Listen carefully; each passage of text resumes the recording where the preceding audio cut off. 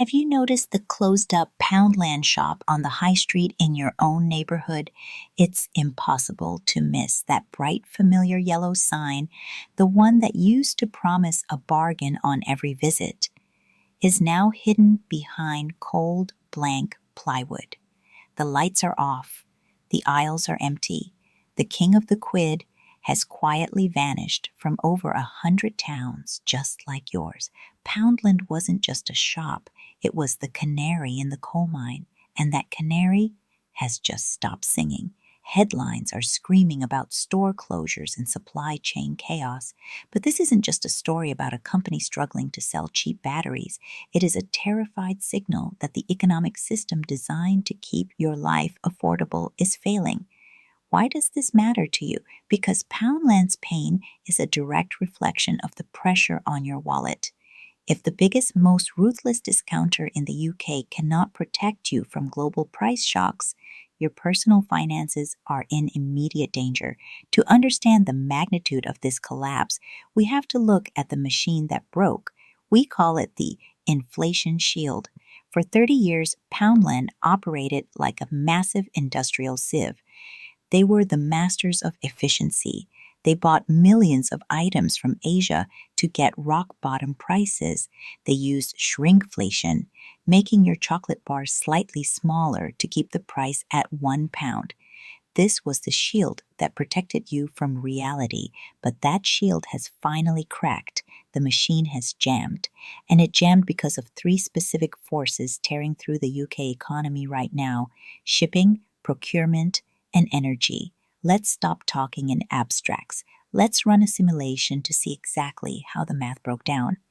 We are going to track a single essential item, a standard pack of baby wipes.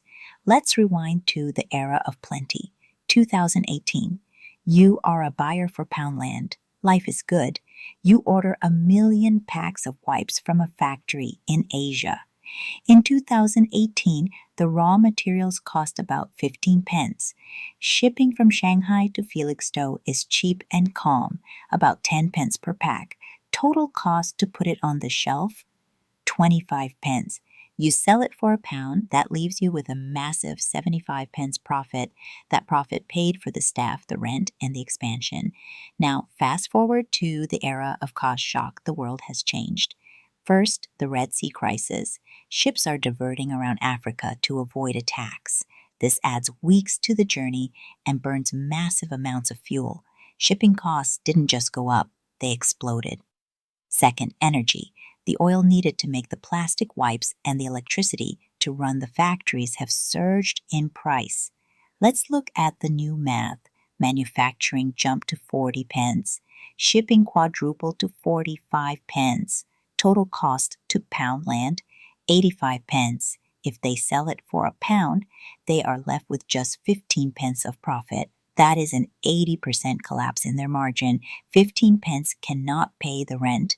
It cannot pay the staff. This is the death spiral. To make the same money they did in 2018, they would now need to sell 5 times as many packs. In a saturated market, that is physically impossible. This is why the £1 promise was broken. It wasn't greed, it was survival. They had to introduce £2, £5, even £10 items just to stop losing money, but even that wasn't enough.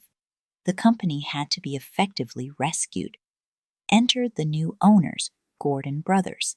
They are executing a drastic plan known as Restructuring Part 26A. Think of this as emergency surgery to save a dying patient. The doctors have decided to save the body, they must cut off the limbs. They are closing over 100 stores by early 2026. They are also hitting reset. No more confusing department store vibes. They are simplifying back to the core. £1, £2, £3. A desperate back-to-basics strategy.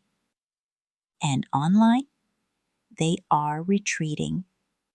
The website is becoming just a brand showcase because shipping cheap items to your door is a surefire way to lose money in this economy.